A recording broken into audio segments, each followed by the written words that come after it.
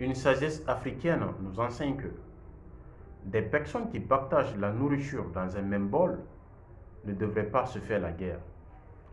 Dans la mesure où le feu qui a cuit la nourriture est ce même feu qui éteint celui de la discorde. Cette sagesse révèle que le partage de la nourriture dans un même bol crée des liens de solidarité, de parenté et de confiance. D'ailleurs, pour beaucoup, la table est considérée comme étant la première étape de la réconciliation. C'est au regard de toutes ces raisons que je soutiens que oui, la nourriture est le meilleur moyen pour résoudre les conflits. Mais qu'est-ce qu'un conflit et quel est le rôle de la nourriture dans sa résolution?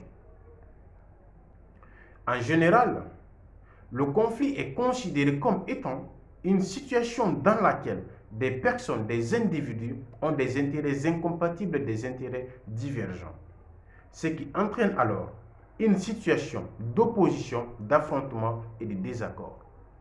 Et dans une société humaine consciente et organisée, l'inertie face à un conflit est moralement inadmissible. C'est pourquoi, depuis bien longtemps et partout ailleurs, des solutions, des méthodes de résolution des conflits ont été pensées, réfléchies et appliquées.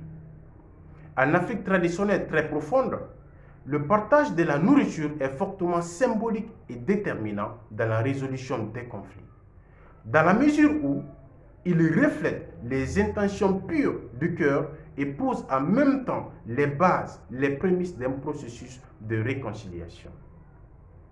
Dans la pratique, les sages, les anciens, après un acte de médiation, après un acte de réconciliation, tant que les belligérants, les parties n'acceptent pas plonger les mains dans un même bol, le conflit est considéré comme non résolu. Par contre, accepter ce partage indique que la confiance peut être rétablie, qu'on renonce à la vengeance et qu'on est bien disposé à pardonner. Illustrons-en par des faits historiques.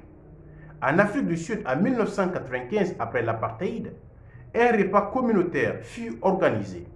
Blancs et noirs mangèrent ensemble. De même au Rwanda, après le génocide, dans les villages profonds, victimes et anciens auteurs mangèrent ensemble dans un même bol, symbolisant ainsi la paix et le retour de la vie dans le village. Les mains qui mangent ensemble se rebellent difficilement les unes contre les autres. Là où la nourriture est partagée, la colère s'enfuit.